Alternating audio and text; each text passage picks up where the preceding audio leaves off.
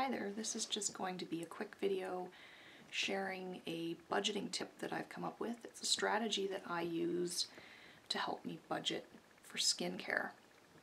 I see a lot of people talking about skincare on YouTube, and so often people will really pat themselves on the back for the more affordable items in their routine, and then they'll equally rake themselves over the coals for some of the more expensive items in their routine. And I think that's a little bit misguided. I think if you're just looking at the initial purchase price of a skincare item, you're really only getting part of the picture. You can very easily end up with a kind of distorted view of how much that product's actually costing you over time and how much value it's adding to your routine.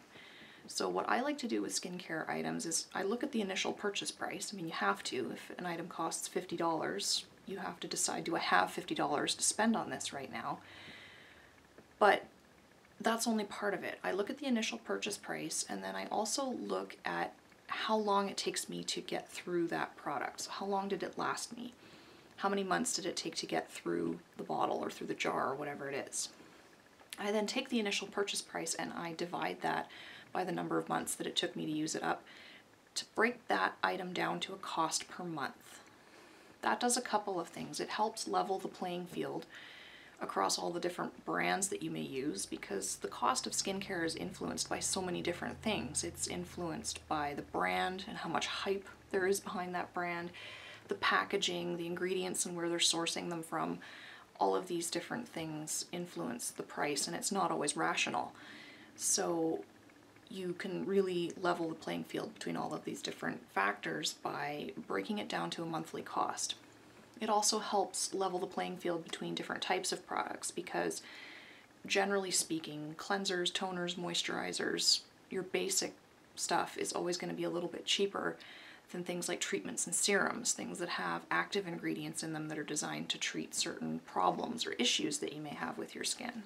So just as an example to show you guys how I use this strategy and how it helps me decide what to repurchase and what's worth repurchasing and what isn't, where to spend, where to save. I've just picked out 3 pieces from my current skincare rotation, my current routine, and I've got their initial purchase price broken down into cost per month, and the results of that are kind of surprising.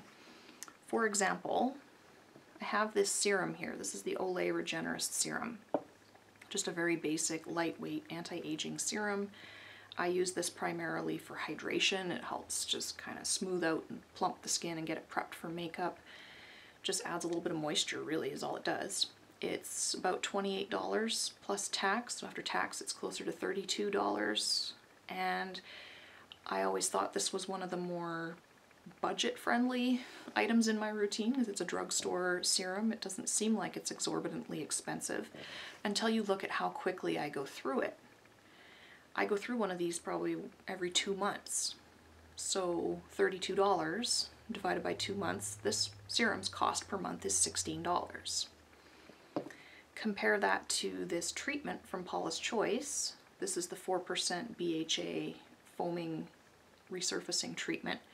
I was really beating myself up for having bought this because it's quite expensive to buy initially. It's $36 US. And by the time I get it here in Canada, it's closer to $50 Canadian. Ouch. That seems substantially more expensive than the serum until you look at the cost per month. This foaming treatment, because I only use it once, maybe twice a week, and a little bit goes a long way, it's taking me quite a while to get through this. I've had it for 2 months already and I've hardly made a dent in it, so I'm thinking I would estimate that it'll take me probably a year to get through this bottle. So at $50 divided by 12 months, you're looking at a cost of just over $4. I think it's like $4.16 a month to use this product in my routine. So although it seems like it's double the price of the serum, when you look at its cost per month, it's actually substantially lower than the serum. And I think it does a lot more for me. The BHA definitely makes a difference in clearing out pores and smoothing the texture of my skin. I've been really happy with this, and I feel like it is adding $4.20 worth of value to my routine, whereas this, I don't think this is worth $16 a month. I feel like I could probably find something cheaper that would do the same thing. So I probably am going to be looking at swapping this out for something that has a lower cost per month. Same goes for this. This is the Clinique Take the Day Off Cleansing Balm. I've been using this as my makeup removal step in my evening skincare routine for the last 6 months, and I've been really happy with it. It's a really good product. It gets the job done. I have nothing negative to say about the product itself, except that it's $42 after tax or thereabouts, and a tub lasts me about 4.5, maybe 5 months. So when you break that down to cost per month, you're looking at somewhere between $8 and $9 a month for a makeup remover.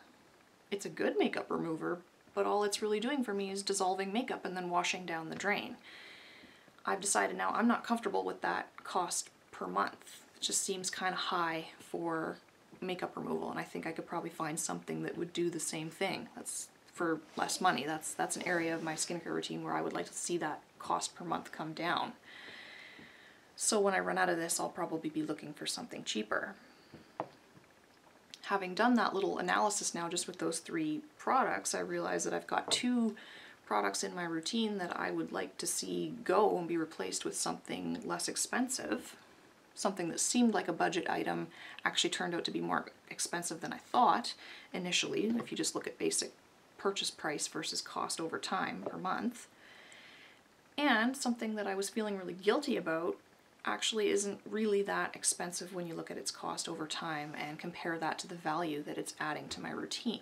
That's $4.20 a month isn't a lot to spend on something that's actually really doing something for me and giving me visible results. That's like the cost of a Starbucks latte. I would happily give up a Starbucks latte to have this product in my routine. So I just wanted to share that. It's something that's been on my mind for a while. I'm a stay-at-home mom. I left my job to be at home with my son, and I don't regret that choice even for a second, but it does mean that I have to be a little bit more selective and careful about where I spend my money in my beauty routine. So I've been really looking closely at the stuff that I use and evaluating these things and deciding what's worth it and what's not. And this strategy has really helped put things in perspective for me and is helping me make those decisions a lot more easily.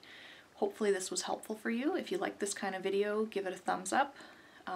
If you're at all interested in this look that I have on today, I did do a get ready with me. That'll be going up in the next couple of days or so if it's not up already. And so make sure you subscribe so you don't miss out on that. And I will see you guys next time.